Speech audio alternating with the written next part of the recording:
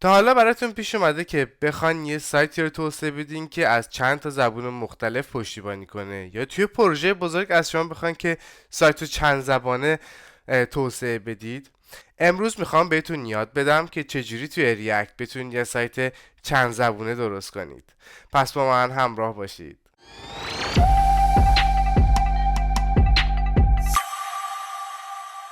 خب دوستان،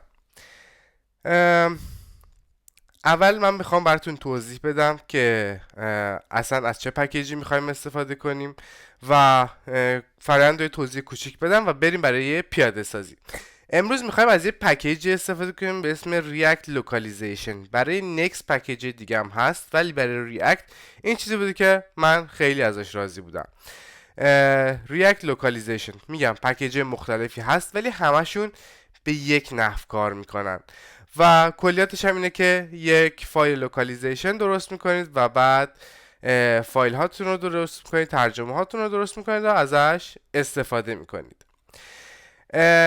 نحوه کار، نحوه پیاده سازیش حالا به چه صورته؟ نحوه پیاده سازیش اینجوریه که اولین کاری که باید بکنیم اینه که استراکچر پروژه رو درست کنیم. استراکچر پروژه برای لوکالیزیشن به این صورته که ما اول یه فایل میخوایم به اسم localization یا هر چی که دلتون میخواد. من توی هلپرم درستش میکنم .ts. بعد میام یه فولدر درست میکنم به اسم فولدر assets. یعنی چی؟ یعنی فایل هایی که من میخوام تو پروژه ازش استفاده کنم و خب کد نیستن. یه فولدر دیگه توش درست میکنم به اسم locales. خب ببین آیکوناش هم قشنگ برای من میاره.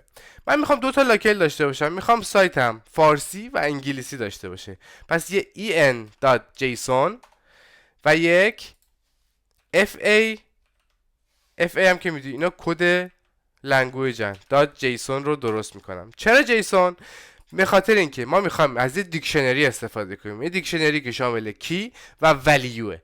خب وقتی کی ولیو درست میکنیم و این دیکشنری رو مثل همه بر اساس لوکیلی که داریم دیگه میتونیم بریم اون کی رو بهش بدیم و ولیو رو ازش بگیریم که میتونه متن ترجمه شده به هر زبونی باشه، ولی کیا باید ثابت باشه. خب حالا میخوایم بریم از پکیج استفاده کنیم. این ما گفته که اول بیاین اینو نصبش کنید. خب مشکلی نداریم. بریم برای نصب پکیج yarn add react localization. پکیج رو نصب میکنیم و پروژه رو استارت میکنیم دوباره. کار بعدی که باید بکنیم چیه؟ ما باید فایل اصلی لوکالیزیشنمون رو درست کنیم. خب اول ما باید اینو پکیجمون رو ایمپورت کنیم. import localized string from react localization رو من ایمپورت کردم. خب مرحله بعدی چیه؟ میگیم که string const strings مساویس با new. میخوام یه کلاس دیگه، میخوام این کلاس رو یه دونه ازش بسازم و یه کانفیگ جدید ازش بگیرم. میخوام بگم که خب بیا یه دونه لوکالایز استرینگ جدید بساز. حالا چه زبونایی توش داریم؟ زبونایی که توش داریم شامل en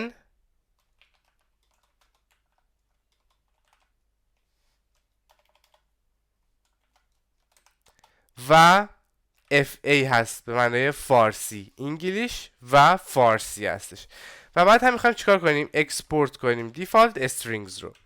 من الان کلیاتش رو اومدم ساختم.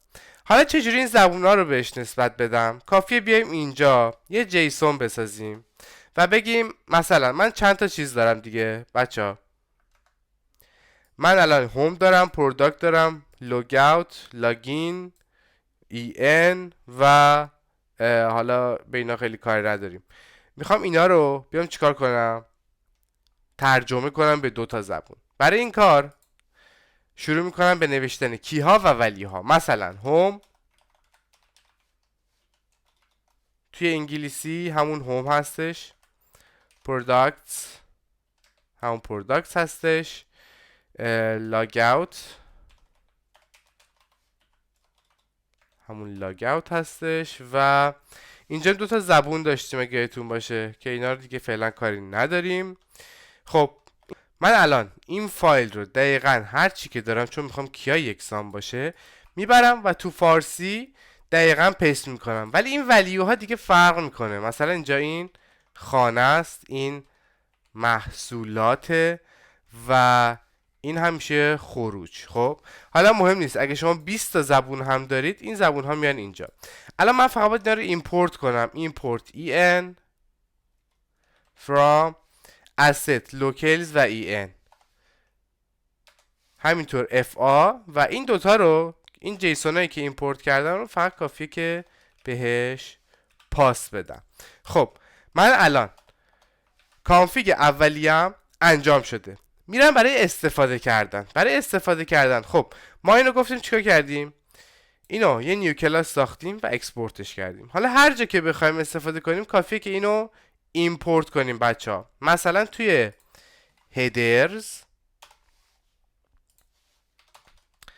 من اینجا یه هوم دارم، من کافیه که ایمپورت کنم. حالا هر اسمی که خواستیم بذارین، میتونه لوکیل باشه، میتونه استرینگ باشه. من میذارم str from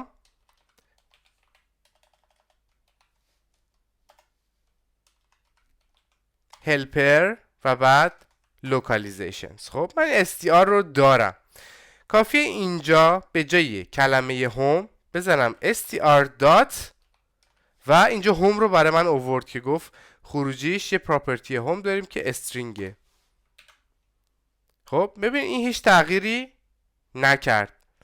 همین کار رو میام برای str.products و str.logout هم انجام میدم.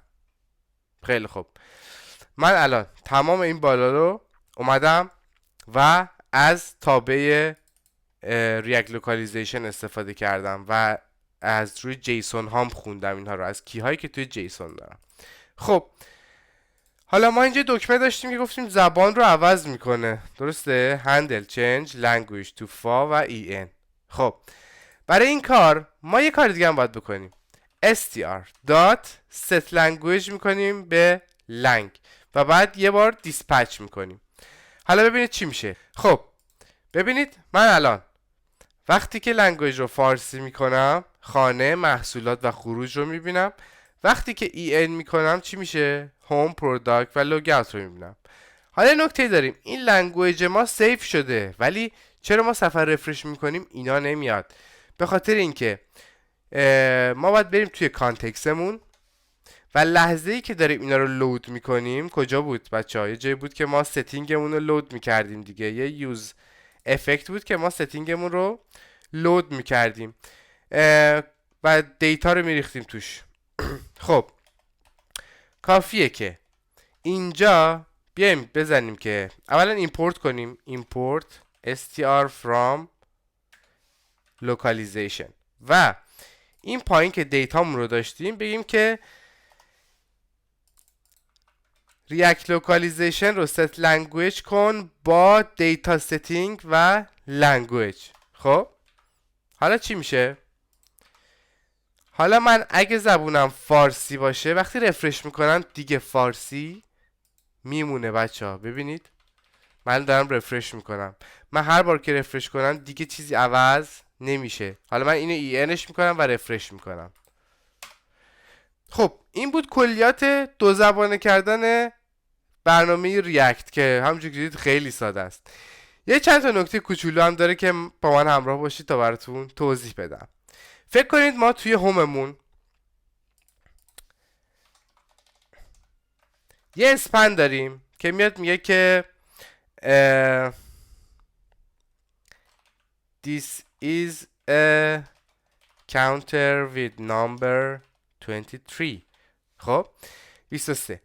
من میخوام این 23 داینامیک باشه ولی قبلش رو لوکالیزیشن انجام بدم. اینو چجوری میتونم انجام بدم آقا؟ خب اینو خیلی بهش برمیخوره، جایی که امتیاز کاربره، جایی که بحث مالیه و میخواید قیمتی بزنید توش، همیشه نکته است که یه چیز دارید به اسم تومن و یک عدد که این تومن ثابته و این عدده نیست و میخواید اینو تو ترجمه قرار بدید. تو این حالت میایین کل این رو میگیرید و یک کی توی زبانتون میسازید. حالا من اسمشو میذارم تست. اینجا رو میذارید اسمشو کاونت. خب ببینید با یک کروشه بازبسته و کاونت یه متغیر توش تعریف میکنید انگار. من همین رو میام برای فارسی هم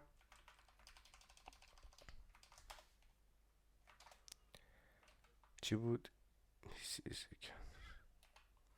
این یک شمارنده با شماره فلان است. حالا این رو من دقیقاً یک کروشه بازبسته میکنم و میذارم اسمشو کاونت. آخرین عدد داشته باشه و تموم. خب من الان تست رو دارم. من اگه اینجا بذارم str test str هم import میکنم import str from helper localizations. خب ببین الان فارسیشو آورد، ولی من میخوام اینو شماره 23 بذارم. چی کارش کنم؟ اینجا کافیه که ما بیایم بزنیم str.format string. یه تابع داره میگه که من میخوام این رشته‌مو فرمت شده بدم. خب میگیم که str.test رو بهش میدیم و برای دومی میگم count من مساوی است با 23. خیلی قشنگ شما میبینید که این ترجمه شد. این یک شمارنده با شماره 23. خب ببینید این شماره مهم نیست تو چه لنگویجی باشه، شما جاش رو تعیین میکنید و وقتی که خواستین نشونش بدید فقط کافیه که این متغیر رو با str format string و بعدش خود اون استرینگ رو میدیم و بعد اون متغیر و متغیرهایی که بهش دادید. این میتونه چند تا داشته باشه و بزن نیم، حتی مثلا امیر. حالا اگر اون نیم تو استرینگش داشته باشه که اینجا تعریفش کردیم، میاد چیکار میکنه؟ این رو ریپلیس میکنه با اون متغیری که شما دادید و خیلی قشنگم کار میکنه.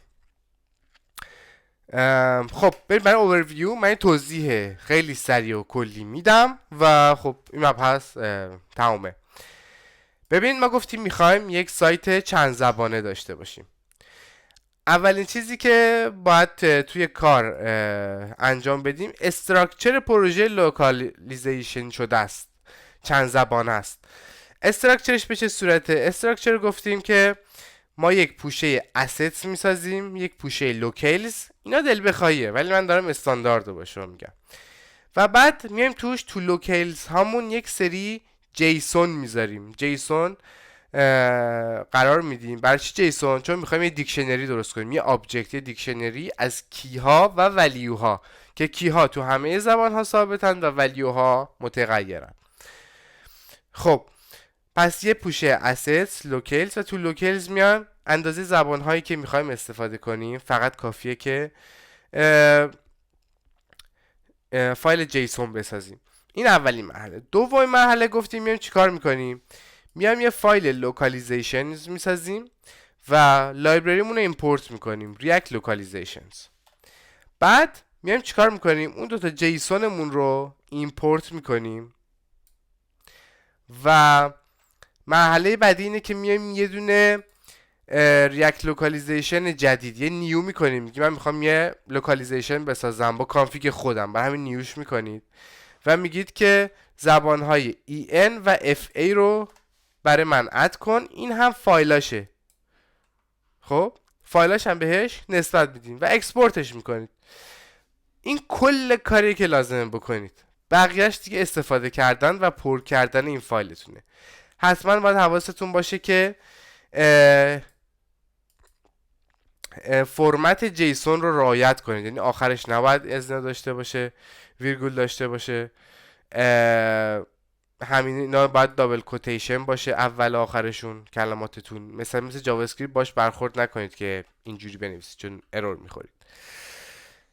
و اندازه کی هایی که شما اینجا دارید دقیقاً مساویش باید تو فارسی هم داشته باشید، ولی تو فارسی ولیوها فرق میکنه. حالا چجوری استفاده میکنیم؟ هر جا خواستیم استفادهش کنیم، مثلا توی هیدرز من گفتم چند جا میخوایم استفاده کنیم، ایمپورت میکنید استرینگ هاتون رو، من مخففش کردم به str، شما هر چی خواستید میتونید بذارید، و لوکالیزیشنتون رو ایمپورت میکنید به نام strings، و بعد هر جایی که خواستید فقط کافیه که بزنید str و اون کیتون رو صدا بزنید، این میره این کی رو پیدا میکنه و ولیوش رو بر اساس زبانی که الان هست که دیفالتش همون اولیه که EN به شما برمیگردونه. اگرم نباشه همین کلمه هوم رو مینویسه. خب حالا چجوری زبان رو عوض کنیم؟ ببینید بچه ها، برای عوض کردن زبان کافیه که همون تابعی که دارین ازش کیا رو گت میکنید یه متد داره، یه کلاس بود اگه یادتون باشه، یه متد داره به اسم set language. خب توی این set language فقط کافی که کد اون زبان رو که شامل FA و EN توی کیس ما هست رو بهش پاس بدید و این میاد چیکار میکنه؟ کل زبان سیستم شما رو عوض میکنه و از این به بعد از اولین ست استیتی که انجام میشه، وقتی str home رو صدا میزنه میره از روی فارسی میخونه که ببینید خیلی هم قشنگ و زیبا کار میکنه. برای اینکه دفعه بعدی من بخوام اینو بگیرم، تو آموزشمون ما داشتیم که چجوری کانتکست رو ساختیم و گفتیم یه ستینگز داریم که دیتاش ذخیره میشه توی لوکال استوریج. ما گفتیم که دیسپچ میکنم ستینگ رو و لنگویج رو عوض میکنم و وقتی ترو بدم یعنی چیکار کن؟ استورش کن توی لوکال استوریج ستینگ رو. خب پس من هم لنگویج رو ست کردم توی مموری و در همین الان لنگویجم عوض شده، ولی اگر رفرش کنم این چیکار میشه؟ دوباره برمیگرده به EN. حالا من برای اینکه بخوام این لنگویج بر اساس انتخاب کاربر بمونه باید چیکار کنم؟ باید سیوش کنم توی یه جایی لوکال استوریجی، جایی که بعداً بخونمش.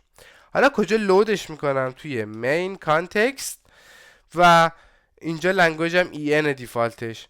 فقط کافیه که وقتی لنگویج رو ستینگز رو لود کردم بیام چیکار کنم؟ این تابع ست لنگویج رو دوباره کال کنم با آخرین لنگویجی که توی دیتای ستینگمه که دیفالت همیشه EN و اگر نبود حالا FR یا هر چیز دیگه که شما بعداً قرار بدین. ما اینجا تو دیتا اومدیم چیکارش کردیم؟ ستش کردیم و اینو میگیریم. میبینید که وقتی من لنگویج رو عوض میکنم دیگه با رفرش تغییر نمیکنه و همین فارسی میمونه.